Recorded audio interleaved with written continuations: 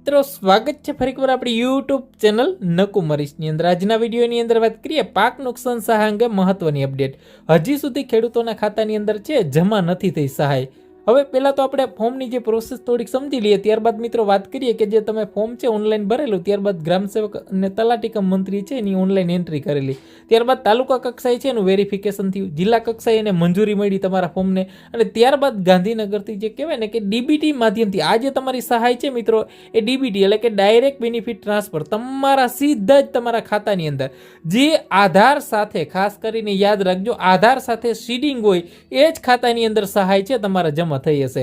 હવે તમારું ખાતું છે એ બેંક ઓફ બરોડાની અંદર હોય, બરાબર, એક ખાતું ગ્રામીણ બેંકની અંદર હોય, એક ખાતું એસબીઆઈની અંદર હોય, કે અથવા તમે અગાઉ ક્યાંય જૂનું ખાતું ખોલાવેલું હોય। ઘણી બધી એવા પણ ખેડૂતોનું કહેવાય ને કે મેસેજ મળી રહ્યા કે જૂનું ખાતું હોય, એ ખાતા નંબર પણ એને યાદ ના હોય, બરાબર, તો એવા ખાતાની અંદર પણ સહાય છે હાલ જમા થઈ રહી છે મિત્રો। એટલે તમારું જે આધાર સીડિંગ હશે ને, જે અકાઉન્ટની આરે સીડિંગ હશે એ અકાઉન્ટની અંદર જ તમારા રૂપિયા જ્યાં હશે મિત્રો। ઘણા બધા ખેડૂતો એવા પણ છે કે એનું ખાતું છે અગાઉ ખોલેલું હોય, એને યાદ ન હોય, પછી બંધ થઈ ગયું હોય, બીજું નવું ખાતું ખોલાવેલું હોય, તો એ પણ તમારે ચેક કરવાનું રહેશે કે તમારું જે બેંક આરે સીડિંગ હશે એ બેંકની અંદર જ ખાતું છે એમાં જ રૂપિયા તમારા ગયા હશે। તમે ફોર્મ ભરતી વખતે ભલે તમે બીઓબીનું આપ્યું, બરાબર, પણ તમારું ગ્રામીણ બેંકનું સીડિંગ હોય તો તમારા ગ્રામીણ બેંકની અંદર રૂપિયા જમા થયા હશે। ગ્રામીણ બેંકની અંદર એવું પણ બની શકે કે તમારા મોબાઈલ નંબર લિંક ના હોય તો તમને એની અંદર મેસેજ ન મળ્યો હોય તો તમારે બેંકે જઈને તપાસ કરવી જરૂરી રહેશે મિત્રો। તો એકવાર ખાસ તમારું જે એકવાર તો ઓનલાઈન ચેક કરી લેવું કે સીડિંગ કઈ જગ્યાએ છે।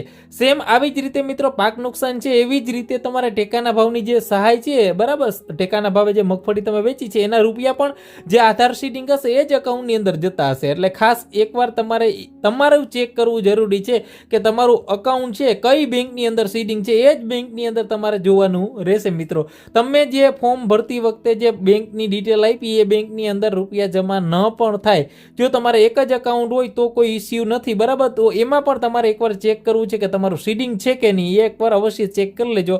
અન્યથા તમારે કંઈ વધારે માહિતીની જરૂર પડે તો હવે કૃષિ પ્રગતિ એપ્લિકેશન છે મિત્રો, એની અંદરથી તમને કોન્ટેક્ટ નંબર મળી જશે તમારા જે તે જિલ્લાના છે મિત્રો, એમાં તમામ જે ખેતીવાડી અધિકારી હોય, બરાબર, તમામ જે ગ્રામસેવક હોય એનો તમને કોન્ટેક્ટ છે, ત્યાંથી પણ તમને વિશેષ મળી જશે।